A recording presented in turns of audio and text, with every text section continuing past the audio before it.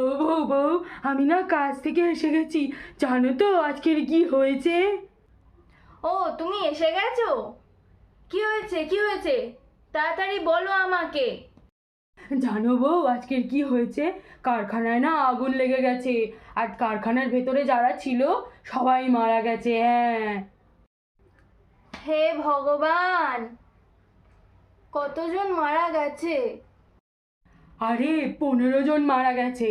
আর মালিক নাকি এটাও বলেছে যারা মারা গেছে তাদের পরিবারকে 10 লাখ টাকা করে দেবে। হ্যাঁ। তাহলে তুমি বাঁচলে কি করে? আরে আমি যখন বিড়ি খেতে বাইরে গেছিলাম তখনই আগুনটা লেগেছিল। হ্যাঁ। এই জন্যই বলি, বিড়ি খাওয়া স্বাস্থ্যের পক্ষে ক্ষতিকর।